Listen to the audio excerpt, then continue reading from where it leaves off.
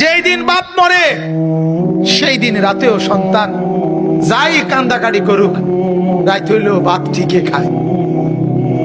কিও ভাত খায় না? পরের দিন নাস্তা খায় না? কিরে কান্দস না তুই? না বলে তোর বাপের লেগে দুঃখিত, ভাত খাস খা।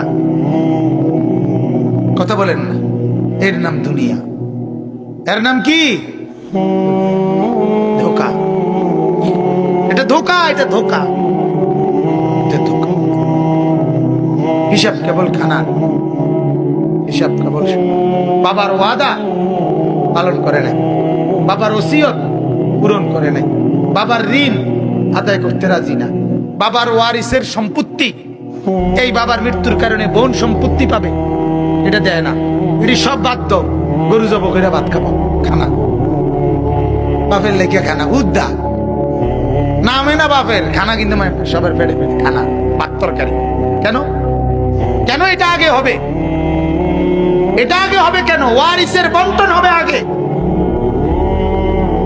কোন বাপ মৃত্যুর পরে একটা নুনের বাড়ি, আধা কেজি লবণও যদি রাখা থাকে, বাবা উনি আনছিল বাজারের থেকে, আল্লাহর কসম এই নুন টুকুর উপরে ছেলে মেয়ে যতজন, ওদের প্রত্যেকের ওয়ারিস হিসাবে অধিকার, সবাই ভাগ করে দিতে হবে।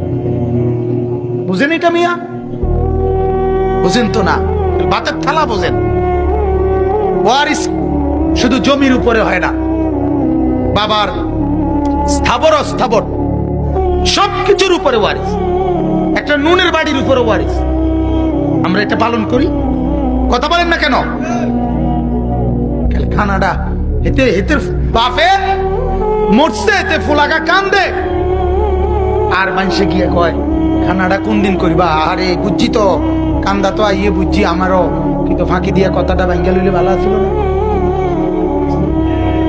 হ্যাঁ, খানাটা কোন দিন করবা? আরে বুঝছি বুঝছি নামনে ডাকাত, তুই তো বাতে না টুয়াইতে আস, তুই তো মূর্খা না টোয়াস বেটা। 7 দিনের দিন ভাত খাবাই তুইব, 40 দিনের দিন ভাত খাবাই তুইব, কিটা ঘটনা কিটা? ভাতের উপরে এত ছাপা ছাপি বলেন না মিয়া? হ্যাঁ,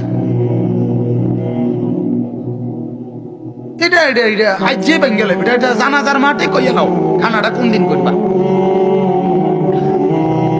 হ্যাঁ, খানার রূপে কোনো ওষুধ নেই, খানাটাই বড় ওষুধ। খাইলে খাইলাম, না খাইলে না, ভাত খাওয়াইলাম। আল্লাহ আমাদেরকে মাফ করে দেন। আমার বাপ